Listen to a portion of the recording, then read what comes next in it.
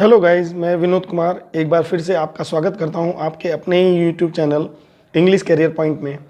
और आज English reading corner की इस सीरीज़ में मैं एक बार फिर आपके लिए एक स्टोरी लेकर के आया हूं। स्टोरी बहुत अच्छी है, ध्यान से इसको सुनिएगा आप। स्टोरी में देखिए, इस स्टोरी का टाइटल है change of thoughts. Change of thoughts यानी कि विचारों का बदलना या विचारों का बदलाव। ठीक है, चेंज ऑफ थॉट्स, विचारों का बदलाव। आइए देखते हैं स्टोरी में क्या है। हम स्टोरी को पढ़ते जाएंगे, मैं आपको स्टोरी को ट्रांसलेट करके हाथों हाथ बताते चलूँगा। वर्ड्स कोई ज़्यादा टिपिकल वर्ड्स आएंगे, उनका मीनिंग भी बताते चलूँगा, आप उनको नोट करते चलिएगा। तो चलिए स्टोरी शुरू करते हैं। Once a thief broke into the house of a rich man at night. एक बार एक चोर ब्रोक इनटू घुस गया, यानी कि ब्रेक इनटू होता है घुस जाना। Broke into the house of a rich man, घुस गया एक मकान में, ऑफ ए रिच मैन, एक धनी व्यक्ति के, एट नाइट, रात में। यानी कि एक चोर रात में एक धनी व्यक्ति के मकान में घुस गया। The man was wealthy trader, वो जो व्यक्ति था वाज ए वेल्दी ट्रेडर, वो एक बहुत संपन्न व्यापारी था। वेल्दी संपन्न, ट्रेडर व्यापारी। ही ले इन बेड, वो बिस्तर में लेटा हुआ था, विद हिज वाइफ, अपनी पत्नी के साथ।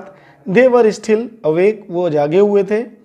The thief decided to remain still and wait for them to go to sleep, और चोर ने डिसाइडेड, निश्चय किया, टू रिमेन, वहाँ पर बने रहने का, स्टिल बने रहने का मतलब उस समय तक बने रहने का, कब तक, एंड वेट, इंतजार करने का, फॉर देम, उनका, टू गो टू स्लीप, जब तक वो सो नहीं जाते। यानी कि चोर ने उनके सोने तक वहीं रहने का डिसाइड किया, यानी कि निश्चय किया। The man and his wife were engaged in some talk, वो आदमी और उसकी पत्नी कुछ बातें कर रहे थे, यानी कुछ बात करने में बिजी थे। एंगेज माने बिजी होना, ठीक है। Which the thief could hear clearly, जिसको कि वो चोर बिल्कुल स्पष्ट रूप से सुन सकता था। क्लियरली, स्पष्ट रूप से। द मैन वॉज सेइंग, वो आदमी कह रहा था, dear this wealth is no good, प्रिय, ये जो संपन्नता है, ये जो धन दौलत है हमारी, ये अच्छी नहीं है, इसका कोई महत्व नहीं है। It has given us nothing, इसने हमें कुछ नहीं दिया, बट ट्रबल्स एंड वोज, बल्कि परेशानियां और दुख ही दिए हैं। ठीक है, ट्रबल्स माने परेशानियां, वोज माने मतलब मुसीबतें, दुख। आई गोट नो पीस ऑफ माइंड, मुझे मिला कोई नहीं, पीस ऑफ माइंड यानी कि मुझे मन की शांति भी नहीं मिली है। The king and his ministers are always thinking of some new excuse to take away my money. तो राजा और उसके मंत्री हमेशा सोचते रहते हैं, thinking of some new excuse, कुछ नए नए बहाने सोचते रहते हैं, to take away my money, मेरा धन मुझसे छीन लेने का, कोई ना कोई नया बहाना ढूंढते रहते हैं। वी ऑलवेज रिमेन वरीड, हम हमेशा चिंतित रहते हैं, अबाउट द डेकोइट्स, डकैतों के लिए, डकैतों को लेकर, एंड रॉबर्स, लुटेरों को लेकर। वी ड्रेड थीव्स, और हम चोरों से भी डरते हैं। ठीक है। The relatives are always conspiring against us, रिश्तेदार भी हमेशा हमारे विरुद्ध षड्यंत्र रचते रहते हैं। कॉन्स्पायरिंग मीन्स षड्यंत्र रचते रहना। And they wish us dead, और वो चाहते हैं कि हम मर जाएं। What is the use of such riches, अरे भाई इस तरह की संपन्नता या धन का क्या मतलब, क्या यूज़, क्या उपयोग है। तो देखिए यहाँ तक आपको ये स्टोरी समझ में आई होगी। आगे देखते हैं। The wife said, I agree with you, मैं सहमत हूँ, विद यू, आपसे, यानी कि आपसे मैं सहमत हूँ। ऑल द वुमेन एनवाई मी, सभी स्त्रियाँ, एनवाई मी, ईर्ष्या करती हैं, मतलब एनवाई माने ईर्ष्या, मी एनवाई मी, मुझसे ईर्ष्या करती हैं, जलन रखती हैं। And are spiteful against me, and और आर हैं स्पाइटफुल, द्वेषपूर्ण भाव रखती, अगेंस्ट मी, मेरे विरुद्ध, यानी कि मेरे विरुद्ध वो द्वेषपूर्ण भाव रखती हैं। स्पाइटफुल मीन्स होता है देशपूर्ण, द्वेषपूर्ण, द्वेष की भावना होती नहीं, तो द्वेषपूर्ण। आई विश टू गो, मेरी इच्छा है, टू गो, जाने की, टू बनारस, बनारस को, टू लिव, जीने के लिए, द लास्ट ईयर्स, अंतिम वर्ष, ऑफ माई लाइफ, मेरे जीवन के, एज ए डिवोटी, एक भक्त के रूप में। यानी कि मेरी इच्छा है कि मैं एक भक्त के रूप में अपना जीवन अंतिम समय, अंतिम वर्षों का जीवन में बनारस में जाकर के जीऊँ। ठीक है, तो नेक्स्ट पेज पर आ जाते हैं कि but what do we do about our wealth, हम अपनी संपत्ति का क्या करें। द मैन आस्क्ड, उस आदमी ने पूछा। We shall go to Gurukul school, हम जाएंगे। फ्यूचर इंडेफिनिट टेंस का वाक्य है, शैल के साथ फर्स्ट फॉर्म आई है, सब्जेक्ट प्लस हेल्पिंग वर्ब के रूप में शैल है, प्लस फर्स्ट वर्ब की फर्स्ट फॉर्म है टू गुरुकुल, जहाँ को जा रहे हैं ये ना, ये वर्ब के बाद साथ में जो प्रेडिकेट पार्ट हो जाता है। तो क्या हो गया ये, we shall go to Gurukul, हम गुरुकुल जाएंगे, गुरुकुल स्कूल टुमारो, कल को, टुमारो मॉर्निंग, कल सुबह को, and give all our wealth to the student standing first in the queue at the gate. And give, और दे देंगे, ऑल आवर वेल्थ, अपनी सारी संपत्ति, टू द स्टूडेंट, उस छात्र को, स्टैंडिंग, जो खड़ा रहेगा, फर्स्ट, पहले, इन द क्यू, लाइन में, एट द गेट, दरवाजे पर, यानी कि जो दरवाजे पर लाइन में पहले नंबर पर खड़ा रहेगा, हम उसको अपनी सारी संपत्ति दे देंगे। द वुमेन सजेस्टेड, उस स्त्री ने सुझाव दिया। सजेस्ट मीन सुझाव देना, सजेस्टेड सुझाव दिया। ठीक है, पास्ट पार्टिसिपल का भी अर्थ होता है ये, के अर्थ में यूज किया गया है, और सेकंड वर्ब के रूप में भी। दे बोथ अग्रीड, उन दोनों ने सहमति जताई, यानी कि वो दोनों सहमत हुए, टू इट, इस बात पर, एंड वेंट टू स्लीप, और सोने चले गए, यानी कि सो गए। The thief gave up the plan to steal, उस चोर ने, गेव अप माने त्याग दिया, गिव अप त्यागना, तो सेकंड वर्ब है, गेव अप त्याग दिया, द प्लान उस योजना को, टू स्टील चुराने की, यानी कि चुराने की उस योजना को चोर ने छोड़ दिया, त्याग दिया। वाई शुड ही स्टील, वो क्यों चोरी करे।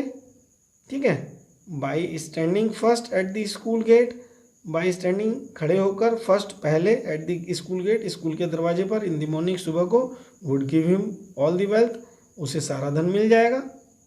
ठीक है ना, वो दे देगा सारा धन, वो उसे दे देगा। द थीफ डिपार्टेड, वो चोर चला गया।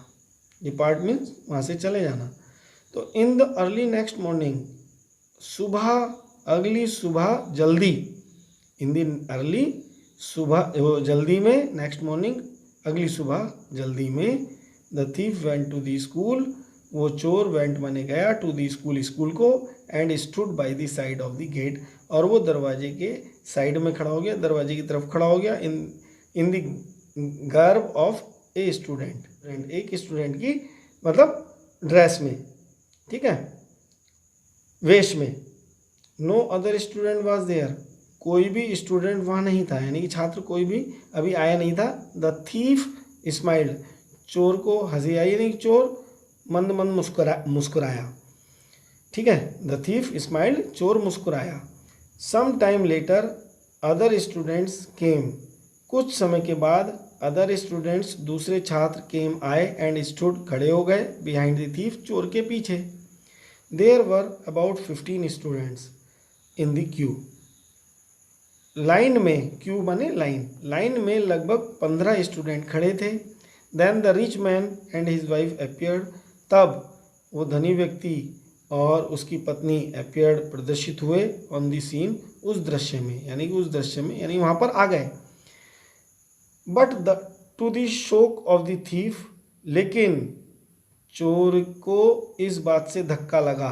But to the shock of the thief, चोर को इस बात से धक्का लगा, क्या, they approach the queue from the other end, वे अप्रोच माने पहुंचे, द क्यू लाइन में, फ्रॉम द अदर एंड, दूसरी तरफ से।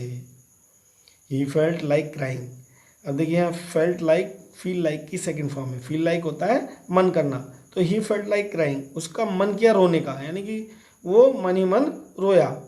ठीक है, यानी उसका रोने का मन किया। By this way he had become the tail ender, इस तरह से तो वो हैड बिकम हो चुका था द टेल एंडर, यानी कि लाइन में सबसे पीछे। तो इस तरह से तो वो लाइन में सबसे पीछे हो गया था, आप देख सकते हैं। ठीक है, ये रिचमैन है, ये उसकी वाइफ है, और थीफ सबसे आगे खड़ा हुआ है गेट के पास। लेकिन रिचमैन क्या किया, वो इस लाइन में सबसे पीछे से शुरू किया। ठीक, अब देख सकते हैं नेक्स्ट पेज पर, the rich couple ask the name of the first student. उस धनी जोड़े ने आस्क द नेम, पूछा, द नेम, नाम, ऑफ द फर्स्ट स्टूडेंट, पहले छात्र का, and gave him their own introduction, और दिया हिम उसे, दियर ओन अपना स्वयं का इंट्रोडक्शन, अपना पहचान उसे बताई। The rich man then said, उस धनी व्यक्ति ने तब कहा, सन, पुत्र, I want to give you all my wealth. ठीक है, पुत्र, आई वॉन्ट मैं चाहता हूँ, टू गिव देना, यू तुम्हें, ऑल माई वेल्थ, वेल्थ है ये WELTH कर सकते हैं इसको, तो मैं तुम्हें अपनी सारी संपत्ति देना चाहता हूँ। Why are you doing that, why माने क्यों, आर यू डूइंग आप कर रहे हो, दैट ऐसा मतलब आप ऐसा क्यों कर रहे हो। द स्टूडेंट आस्क, उस छात्र ने पूछा। We want to spend rest of our lives as devotees, हम चाहते हैं टू स्पेंड बिताना, रेस्ट ऑफ आवर लाइफ्स हमारा बचा हुआ जीवन, एज डिवोटीज भक्तों के रूप में, श्रद्धालुओं के रूप में, हम यानी कि भक्तों के रूप में अपना जीवन, बचा हुआ जीवन बिताना चाहते हैं। वी हैव फाउंड, हमने पाया है, out that, we have found out that, हमने पाया है कि the wealth is the cause of all the troubles, ये जो संपत्ति है, द संपत्ति है ना, द वेल्थ, वो जो संपत्ति है, इज माने है, द काज कारण, ऑफ ऑल द ट्रबल्स सभी परेशानियों का, एंड वरिष्ठ चिंताओं का, यानी कि वो संपत्ति सभी चिंताओं और परेशानियों का कारण है। द स्टूडेंट सेड एंग्रीली, उस छात्र ने तब गुस्से से कहा, सो इसलिए, you want to slap the cause of troubles, आप, सो इसलिए, यू वांट आप चाहते हो, to slap the cause of troubles, यानी कि यहाँ टू स्लैप माने थप्पड़ मारना नहीं है, स्लैप माने थप्पड़ मारना होता है, तो यहाँ टू स्लैप माने होता है थोपना। To slap the cause of troubles, परेशानियों का कारण तुम थोपना चाहते हो, एंड वरीज चिंताओं का, चिंताओं और परेशानियों का कारण तुम मुझ पर थोपना चाहते हो, ऑन मी, मुझ पर। अब देखिए एक्सक्लेमेटरी साइन है ये सेंटेंस एक्सक्लेमेटरी है। ठीक है, do I look such idiot, क्या तुम्हें मैं इतना मूर्ख लगता हूँ। इडियट आप जानते ही हैं।